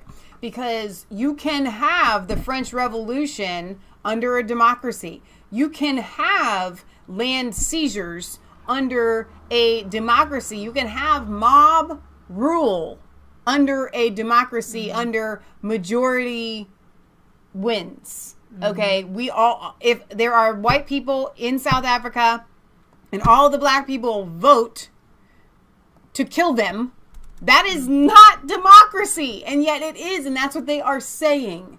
And that's what makes it insanity. Democracy is not all that it's cracked up to be.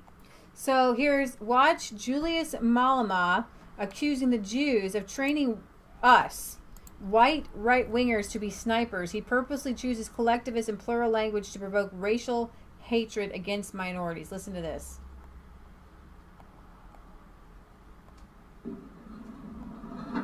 They will kill us for that. There's a group of wild right-wingers who have been trained by Jews in Pretoria to be snipers. Snipers. They are not training guns. In the EFF, we are training toy guns. They're dealing with real stuff. They are training in a farm in Pretoria. We know it. To be snipers. So we know that is... Seriously, he literally blames the Jews.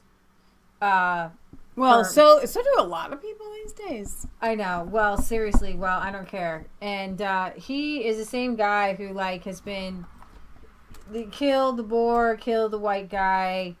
Let's see. They already have the numbers in parliament to change the constitution. Why are they not changing the constitution? Why are they keeping talking and playing games? It is because both Julius Malema and Ramaphosa are there for the same white people who stole our land. So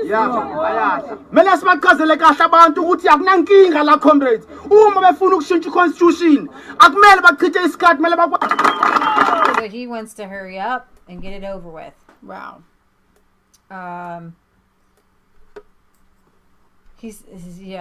So it's so racist. Pause. Yeah. Kelly says that her husband's birthday was yesterday. You know who else's birthday was yesterday? Uncle Jack's. That's right. So happy birthday, Eric. Happy belated birthday to you. And I love that you share a birthday with Uncle Jack. That's awesome. Who knew? Small world. So these people... Okay, I want you to hear this. Happy birthday, by the way. Here we go. So these people, when you want to hit them hard, go after a white man. They feel a terrible pain because you have touched a white man. Not because Mashaba and Soli will not be touched. They will be touched. Don't worry. But we are starting with this whiteness. We are cutting the throat of whiteness. Whiteness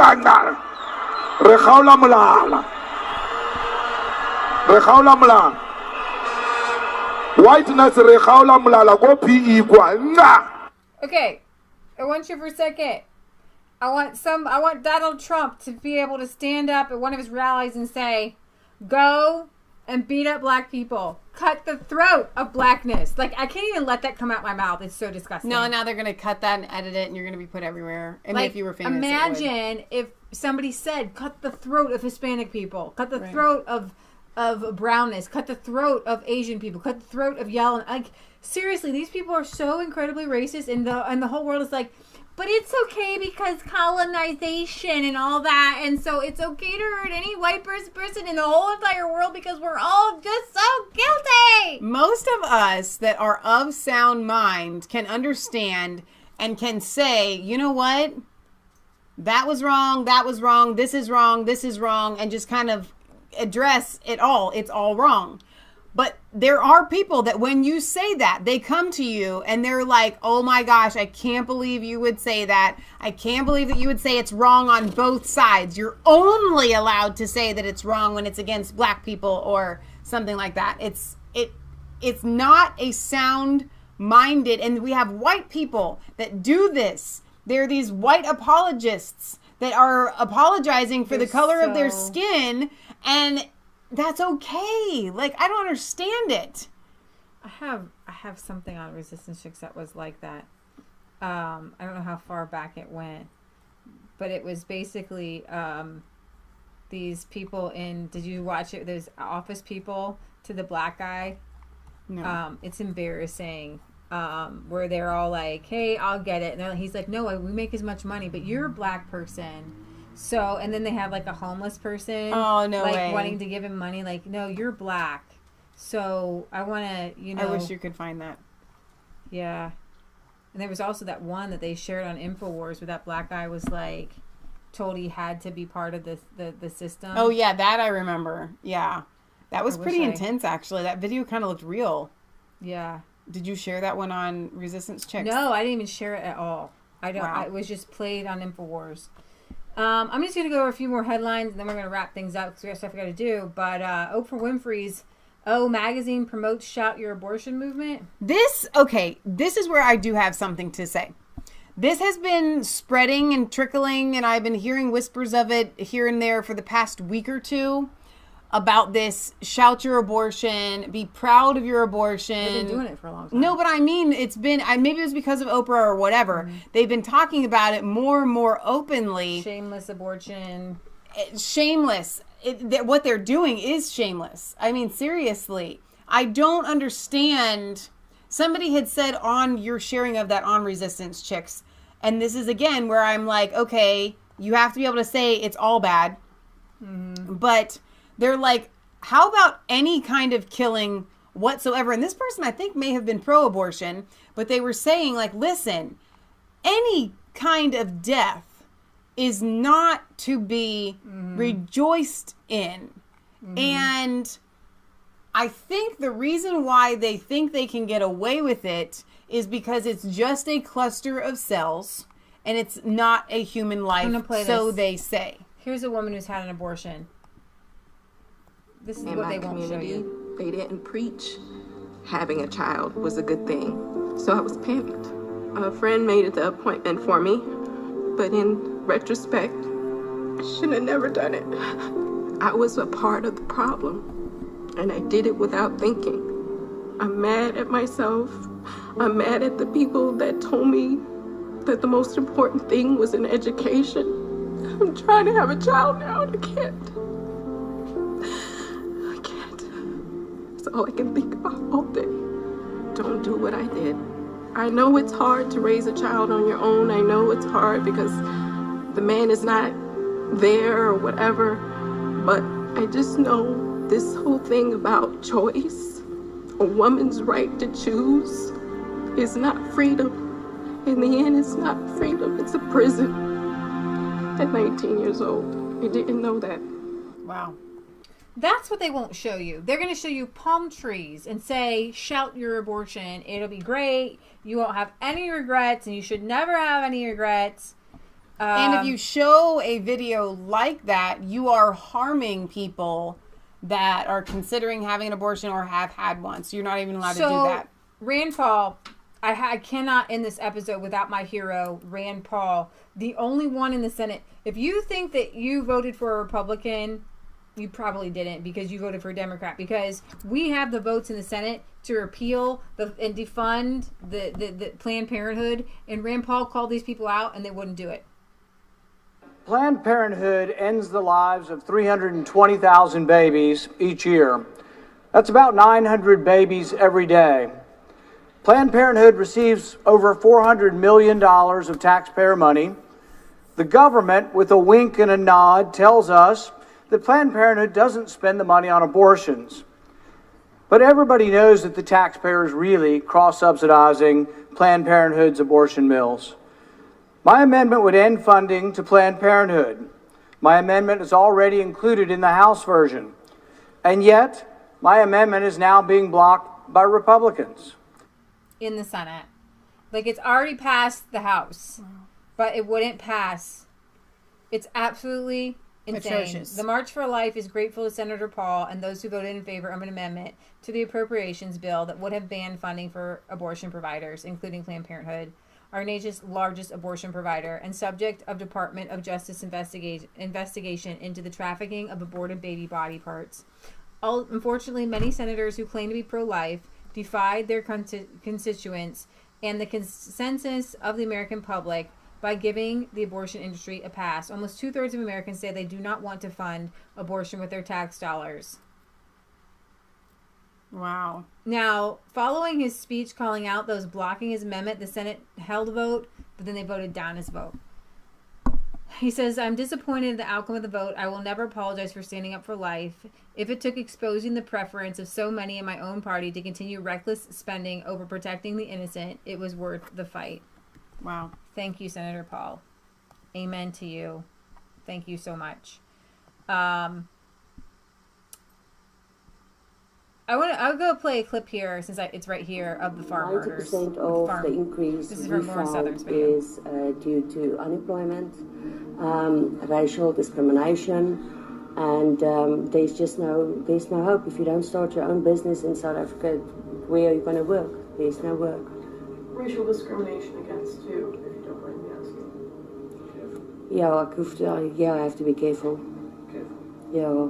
Because I have to be a little bit careful. We work very closely with government. Yeah. I spoke to Simon about it outside. Racial discrimination against people. I know what you have to say, and it's okay. we have to be so careful. Yeah, I have to think. We love everybody to hear what we have to say. We want to say so much more, but we have to exercise so much restraint.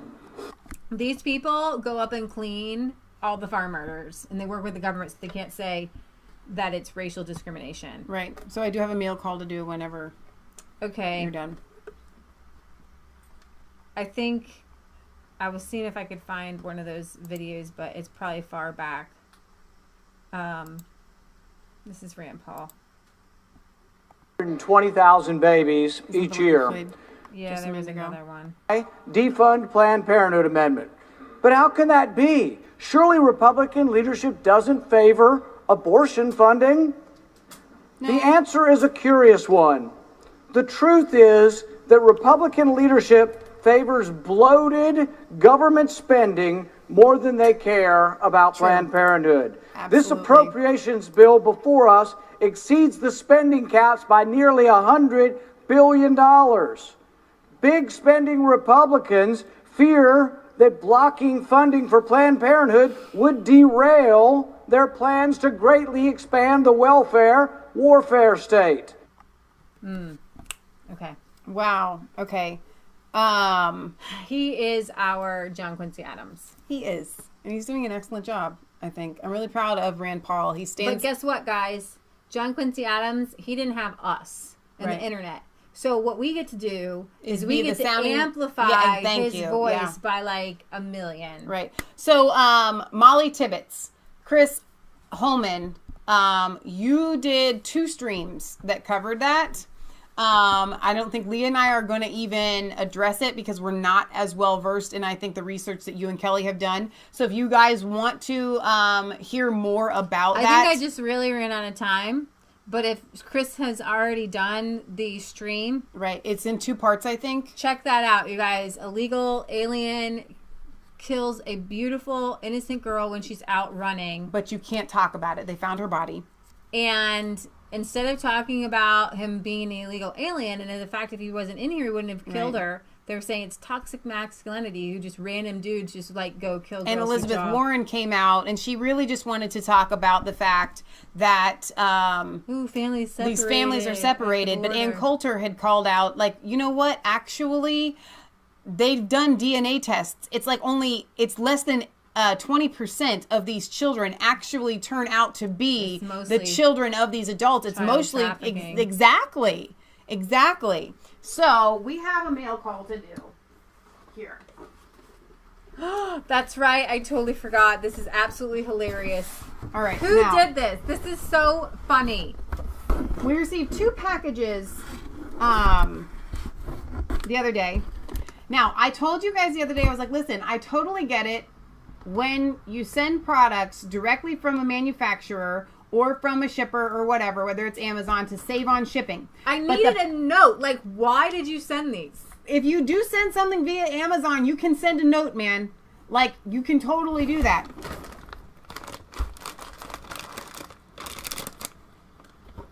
This was 1 package.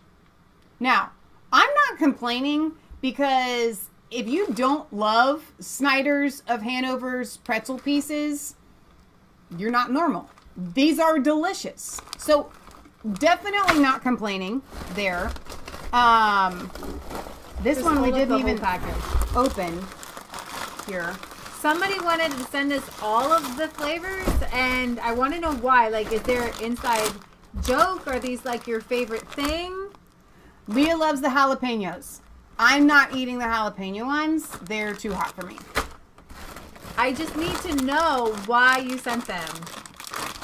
The hot wing buffalo ones, I may hoard all myself. They are absolutely delicious. I don't care if they're your favorite. You can have the jalapeno. Okay? And actually, no, these are really good too. The honey mustard and onion. Yeah. These are pretty awesome. Maya says, I have never heard of that before. Then you ain't living, sister, from the South. Okay? These ones are the best. They are really, really, really yummy. These ones are the best. I'm going to open one up so you can see what they are. They're these little pieces of pretzel, right? Broken up so that the flavor that they stick on there really gets inside. I knew you were going to chew on. And you're so good. They're so good. You have to save the other one for Sunday. Okay. Now, Britt Baza, we're going to save yours for Sunday. But okay? Eric's can come out. Okay. Now. Okay, so the Mathis family sent us 3 cards. They did. And one was so cute. Or one was very nice for Grandma Marilyn. Thank you very much. But this one is my favorite. So it starts like this. Okay. And then it opens up like this. Oh my gosh. Is this not the cutest thing you've ever seen? So for those of you that are unaware, and Eric, I hope that Sadie, Tyler, and Riley, you're okay with this. And again, I'm going to get the story a little bit big wrong. hug to you from us, Ryler, Taylor, and Sadie. This is their little hands. You know what I would love to do? They're triplets, by the way. They're miracle babies, and I love that I have their little hands. I would like to do, I'm going to tell you what we are going to do. We are going to have, I've been talking to Eric about this on and off. I would love to do a Skype interview with them at some point where they can tell their testimony about their miracle babies and about their salvation. So at some point, I definitely want to make that happen. This is the card that they sent, and I am going to read it. A journey remembered. As some people journey through life, they leave footprints wherever they go. Footprints of kindness and love, courage and compassion, humor and inspiration, joy and faith. Even when they are gone, we can still look back and clearly see the trail they left behind. The trail they left behind, a trail bright with hope that invites us to follow. Praying you will be comforted with precious memories and God's presence to care for you in your loss. To Mass Faith 3 and family. Terry picked this card out, and I think it perfectly describes the relationship and love that you all had with your adopted grandma. From the little you have shared with us and your viewers, there is no doubt she is your family and was a great inspiration to you and also your real grandma. Not that she isn't. She sounds like a great woman of God, and what Terry has told me about it, Grandma Marilyn was at peace and ready for the Lord. I know for us, the ones left behind for this short period still miss them, and it is hard, but that is love. My sincere condolences and love to our sisters in Christ, Eric. And Terry says, prayers to your family at this time that most would be saying, I'm sorry. I feel like you all are celebrating the fact that she is no doubt with her maker. Prayers for comfort. We love you all. Terry, Mass Faith 3 and family, you guys mean a lot to our family and have given us so much guidance and support, not to mention friendship. Thanks from the bottom of our hearts, Terry. And then it says, Psalm 89:15, blessed are those who walk in the light of your presence. And last but not least, Eric sent, it was so adorable to get 3 cards from them in the mail. And there's one more card here. To Masfay 3, Kansas, and Uncle. Hope you all are doing well and wanted to start out by telling everyone in the house on God's Little Acre, hi. Resistance Chicks, congratulations on your new business. We know and see how hard you work for the Lord. And he just means the fact that we got the business name for Resistance Chicks and because of the person that wrote the check to Resistance Chicks. On the farm and for your family and also for us, your viewers. Your YouTube channel is amazing and you ladies do a great and professional job also. We know that YouTube doesn't take care of you like they should. This check, I hope you are happy to take. I know how you feel about that kind of thing. I love that you added that because that is how we feel about it. We want to thank you very much for being a big part and motivation in changing our lives in a real and great way. Truly, I believe the Lord definitely used Masfay 3 to show us truth, guide us in the right direction, and ultimately, you all were a big inspiration and truly a help to salvation for Terry and I. Thank you. We love our sisters and brothers in Christ on God's Little Acre. God bless Masfay 3, Terry and Eric. Now, Eric and Terry sent a donation to Resistance Chicks, which again, like I say, anytime anybody sends a donation to Resistance Chicks, it's literally going back into the channel and different tech that we need, software and stuff like that. So thank you to Terry and Eric for your generous donation to Resistance Chicks. We love you guys. Eric and Terry, just for those of you that do not know, have kind of become little friends that we've never met of ours, that we've discussed scripture and things like that. They're an amazing couple. Both of them were here tonight. It was adorable because Terry is at work. And Terry came in and said, hey, I'm at work. I'm on a break. I'm just saying hi. And then Eric came in and said, hi, wife. Because he's at home with those adorable triplets. So that we now have their handprints immortalized here. Absolutely adorable. All right, guys. We have signed off. Yes. It's been real. I'm so sorry. We had so much news to cover this week. Come back. Sunday, I got some European news I was going to give tonight. I'm going to save it for Sunday at 1, our UK Euro news. Lots of stuff going on there. There was a terror attack, Allahu Akbar, some kid literally kills his mom and his sister and other people. Insane. What's going on in Sweden? They're trying to cover up the fact that these rapes are happening by mostly foreign-born people and blah, blah, blah. So we're going to cover that. More to come. And hopefully it won't be so long next week. But just know that it's summertime and we're outside. We're cleaning the garage right now. Literally. Pulling every last... It's a part of Uncle Jack's birthday present. Maybe we'll do a tour once we lay down this stuff. It's kind of a surprise. We'll do a... Yeah, we're really excited about that. All right, so... Like, comment, and subscribe. To Masfay 3 and Resistance Chicks. Ring the bell. For notifications. Remember, it's not just a conspiracy theory. If it's the truth. Thank you to our moderators. Thank you to you guys for being here, because those of you that were here intended to be here, because they literally have censored us to the point where I know every single one of you 49 people that are watching right now probably didn't come here just because you got a notification. You came because you knew we were going live on Friday. Yeah, on Fridays. So thank you for making a point to be here. We love you guys. Chris and Kelly going live tonight at 9 p.m. on Chris Holman's channel. But don't forget, if you want to learn more about the Molly Tibbetts case, you can go and watch the streams that they've done on that. All right, we love you. God loves you. God bless. And we will see you back here on Sunday at 1 p.m. Eastern Standard Time. And we do have a P.O. Box 107, Milford, Ohio, 45150. All right, you guys. God bless. See you later. See you later, alligator. I was cold all alone. No place for home every day. So afraid, but you call my name.